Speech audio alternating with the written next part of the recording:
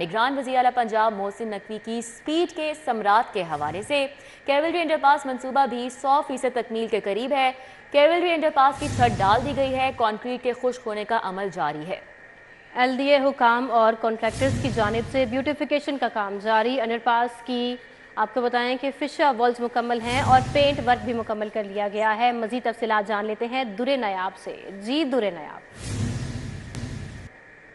Cavalry underpass जिसका नाम अब वज़ीर आला तजवीज़ करने के बाद उसकी मंजूरी दे चुके हैं। कैवलरी अंडरपास पे मैं मौजूद हूँ और इसके हुकूमत पंजाब ने इसकी डेडलाइन जो है वो 25 नंबर मुकर्रर की है। अगर आज की बात की, आज का दिन मिला के देखें तो महज 5 दिन बाकी रह गए हैं, लेकिन मनसूबे का काम जो है वो 98 से 99% की तरफ जा रहा है। अगर बात की जाए इसकी फर्स्ट लेयर की कारपेटिंग की अंडरपास की जा चुकी है, दीवारों की फेशिया वॉल कंप्लीट की जा चुकी हैं, पेंट किया जा चुका है। एनग्रेव टेक्नोलॉजी से जितनी खूबसूरत इसकी दीवारों पे नक्शो निगार बनाए जाने थे वो बनाए जा चुके हैं। लाइटें नस्ब की जा चुकी हैं, प्लांटर लगा दिए गए हैं और इसके साथ जो इसकी छत है वो कास्ट कर दी गई है। महज 2 से 3 दिन के बाद वो भी स्ट्रेंथ पकड़ लेगी और ऊपर कारपेटिंग की जा सकेगी। बोर्ड अवेजा करना शुरू कर दिए जाएंगे। जिना फ्लाईओवर से अंडरपास के जब आप दाखिल होते हैं उससे पहले मोनूमेंट तैयार किया जा रहा है, जिसपे संगे बुनियाद के बाद अब वहाँ पे इफ्तिताही मोनूमेंट लगाया जाएगा, जिसपे वज़ीर आला मोहसिन नकवी इफ्तिताह करेंगे। उसके बाद खुलने के साथ ही आगे चूँकि घोड़ा फ्लाईओवर बन रहा है इसलिए जाने वाली ट्रैफिक तो जाएगी कैंट की तरफ, लेकिन जो आने वाली ट्रैफिक है डिफेंस मोड से वो नहीं आ सकेगी जब तक घोड़ा फ्लाईओवर नहीं बनेगा। इसलिए इसकी एक साइड डिफेंस मोड से आने वाली और फिरदौस मार्केट की तरफ जाने वाली वो बंद रहेगी जब तक घोड़ा फ्लाईओवर नहीं खुलेगा, लेकिन यहाँ से जाने वाली ट्रैफिक को थ्रू कर दिया जाएगा और वो बासानी कैंट के अंदर दाखिल हो सकेगी, जो इस वक्त सबसे ज़्यादा मुश्किलात का है। बहुत शुक्रिया, हमारे साथ दुरे नायाब थे, अपडेट कर रहे थे। और अभी आपको बताएं खालिद बट चौक अंडरपास मंसूबे का तामीराती काम जारी है। तामीराती काम के बाइस 12 घंटे गैस मुअत्तल करने का फैसला किया गया है। सोई नोदरन गैस कंपनी का गैस फराहमी बंद करने का शेड्यूल जारी। आज रात 10 से कल सुबह 10 बजे तक गैस फराहमी मुअत्तल रहेगी। केवलरी ग्राउंड एक्सटेंशन और दीगर इलाकों में गैस बंद रहेगी। तामीराती कामों में रुकावट बनने वाली पाइपलाइन को मुंतकिल करने के लिए बंदिश का फैसला किया गया है। आपको आगाह कर रहे हैं खालिद बट चौक अंडरपास मंसूबे का तामीराती काम जारी है। तामीराती काम के बाइस 12 घंटे गैस मुअत्तल करने का फैसला। सोई नोदरन गैस कंपनी का गैस की फराहमी बंद करने का शेड्यूल जारी हो चुका है। आज रात 10 से कल सुबह 10 बजे तक गैस फराहमी मुअत्तल रहेगी। केवलरी ग्राउंड एक्सटेंशन और दीगर मुल्हिका इलाकों में गैस बंद रहेगी। बिल्कुल, तामीराती कामों में रुकावट बनने वाली पाइपलाइन को मुंतकिल करने के लिए इस बंदिश का फैसला किया गया है। आगे बढ़े, आपको बताएं जेलों की बिजली और गैस बंद होने का खदशा। पंजाब की 42 जेलों में कैदियों के खाने के लिए लाखों की गैस का इस्तेमाल होता है। पंजाब भर की जेलों में भी माहाना करोड़ों रुपए की बिजली भी इस्तेमाल होती है। जेल हुकाम का यह भी बताना है कि बिजली और गैस की मद में 2.25 अरब के करीब अदायगियां जेरे इल्तिवा हैं। इस हवाले से बात कर लेते हैं, अली साही हमारे साथ हैं। जी अली साही।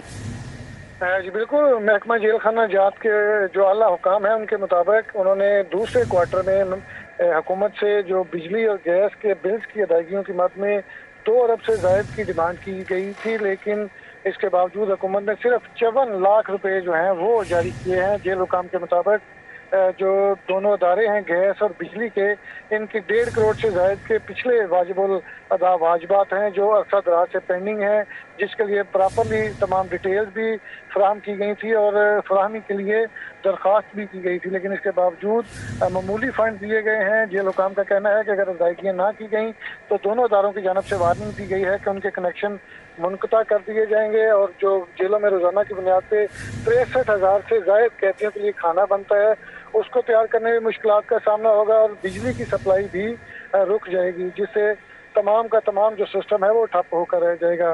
बार बार दरख्वास्त की गई है हुकूमत से भी कि फंड्स का इजरा किया जाए ताकि अदायगियाँ की जा सकें, लेकिन इसके बावजूद अभी तक किसी किस्म का कोई इकदाम नहीं उठाया गया। जी अली साहिब, बहुत शुक्रिया, आपने आगाह किया इस हवाले से।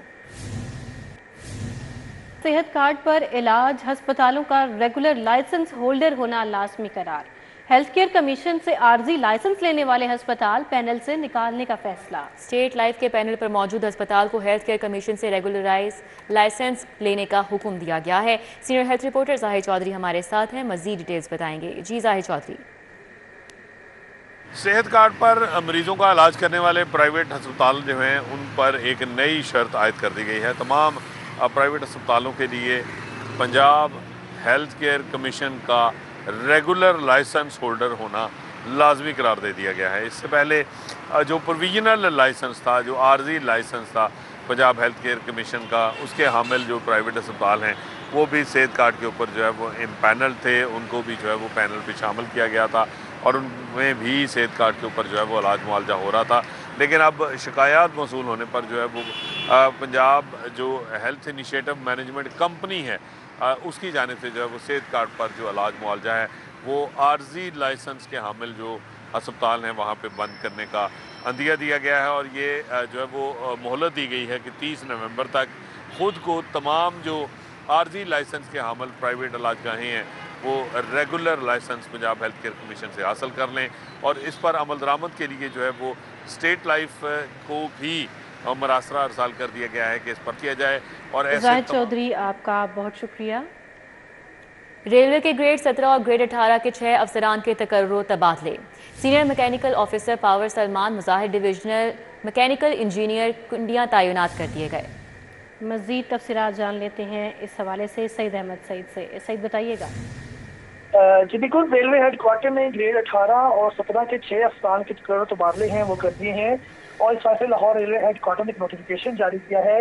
उस नोटिफिकेशन के मुताबिक senior mechanical officer power railway headquarter Salman Mujahir को जो है वो डिवीजनल मैकेनिकल इंजीनियर कुंडियाँ है वो तैनात कर दिया गया है।